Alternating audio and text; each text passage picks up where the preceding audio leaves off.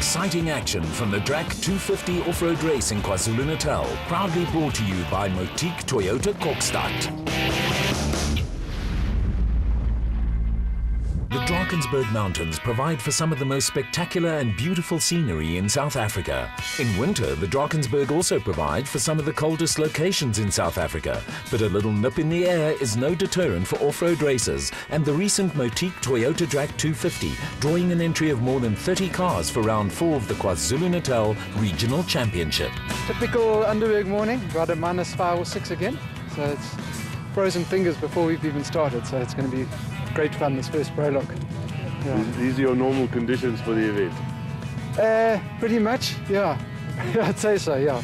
Just hopefully this mist clears in the valley, because the thick mist and the dust combined and no wind is going to be great fun at the first 15 Ks. Off-road racing at regional and national level is a family-oriented sport, and the chilly conditions did nothing to dampen the enthusiasm of competitors and their families. Yeah, I think everybody's trying to make it more of a family-orientated thing, and as you can see, quite a few people do turn up with their families and that type of thing. Like all the little kids love the cars and the noise and that type of thing. So yeah, it's a good outing for everyone. Early morning starts may not be everyone's cup of tea, but the leading KwaZulu-Natal driver Clint Gibson was looking forward to a good race. Boys are going to go hammer and tongs from the word go. Yeah, we've got at least eight challenges for the race today, and it's going to be I think it's going to be fierce racing all day.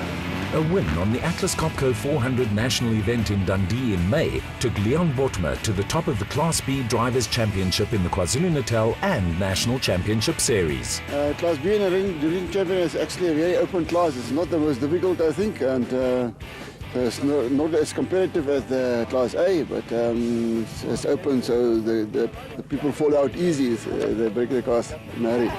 Motorsport is no longer an exclusively male pastime, with roses among the thorns growing in numbers in all categories of racing. Leon Botma's daughter Amanda takes on her father and other Class B competitors single-handed in a quaintly named missile. It goes under the name of a missile. Comes out of the engineering top tech factory, if I can say it like that. And I've got a 2-litre Mazda motor, Go-Tech computer, pretty normal stuff, very standard single-seater. It's not too complex. I think I've got the ability to change a tyre if required. And I think as a woman alone out there, it's a disadvantage, more when your car breaks. I mean, it takes me probably 40 minutes to change a back tyre. From a time point, so it's a big disadvantage. If you're wrong slot or you get lost, you're on your own out there. I don't have a GPS in my car. So I think it's a disadvantage from a single-seater point, but it's still good, quiet, solitude fun. The KwaZulu-Natal Regional Championship copies the ABSA National Series, with events starting with a prologue, sponsored by Donaldson Filtration Equipment and Vehicle Protection Services, to determine start positions for the race. As a Donaldson dealer, being my business, Vehicle Protection Services in Pietermaritzburg, we looked at putting something back into the sport, and having been involved with NRMC for the last 25 years, we approached my suppliers, being Donaldson, and we then decided to put the deal together similar to what we've done at the Nationals.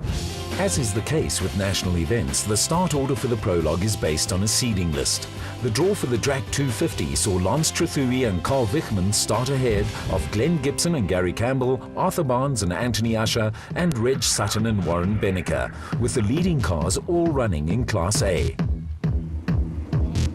Ahead of crews was a short 20-kilometre burst that would provide them with an idea of what lay ahead on a 70-kilometre route in the Underberg and Himville areas.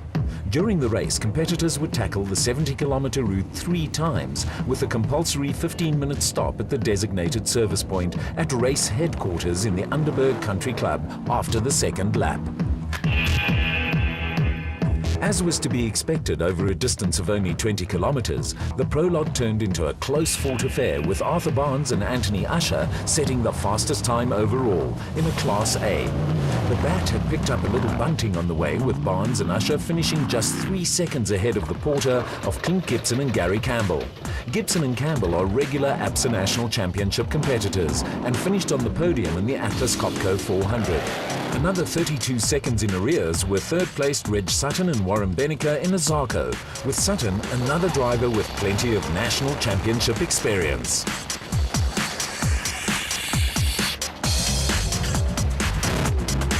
Another crew with ABSA National Championship experience provided for some early drama. John Thompson and Wayne Foster were candidates for overall honours, but hit a rock which launched the Zarko into a series of rolls that put paid to their race. Former South African rally champion Tony Ball was seeded ahead of the Staffex bomber of John Thompson and Ian Crouch, but problems along the way saw the Durban garage owner finish around 6 minutes behind the Class B leaders. The Staffex car has seen plenty of duty on national and regional events, and although Thompson and Crouch had a clean run, they were only 18 seconds ahead of James Watson in Class B. There was to be no clean run for Daniel Brooks and Thomas Lawson, with their progress halted by a puncture that was to drop them way down the pecking order. Brooks and Lawson were busy changing the wheel when James Watson went steaming past in the Mighty Mag single-seater on his way to second in Class B. With Don Thompson and Wayne Foster out of action, Mark Soror and Kevin Turon took control of Class B in the BP Drak. The pair were well clear of Glenn Gibson and Andrew Hall and were being chased by Graham Peterson, who was third in Class B in the single-seater Dragonfly. The likes of brothers Bix and Richard Carolyn, Marius Bahrain and Rob Walk have all won the Toyota Desert Race in single-seaters, but these days the cars are to be found almost exclusively in regional competition. The experienced Rob Spencer and Ralph Francis were going along steadily in a Zarko, with some good battles developing in Class B. There were only 6 seconds between Spencer and Francis and former South African champion Marcus Taylor and Derek Keith in a JRE, with the top 5 in Class B covered by less than 2 minutes. In motor racing, there's a fine line between triumph and tragedy, and the wreck of the Thomson Foster Zarko on the side of the road was a stark reminder of how quickly fortunes can change. The Mighty Mag of Rob Hanbury was at the tail of a small train of Class B cars, with a nicely turned out single-seater running 37 seconds behind Taylor and Keith. A little further back in the field, the Vehicle Protection Services Bat of Gavan and Darren Grey was running fourth in Class A. The father and son combination had not run into problems in one of the early spec bats and were going along steadily enough. The Greys had a half a minute in hand over Class B runners Brian Carlitz and Norman Stain, who were nearly 3 minutes behind the class leaders and trying to make up time. The Zarko Jr. of Terry Bailey and Jennifer Gregson was under pressure from the Sandmaster in the hands of Ian McLean and Luke van Dort. McLean and van Dort would soon pass the Zarko, which would also be caught and overtaken by Amanda Botma in the Missile.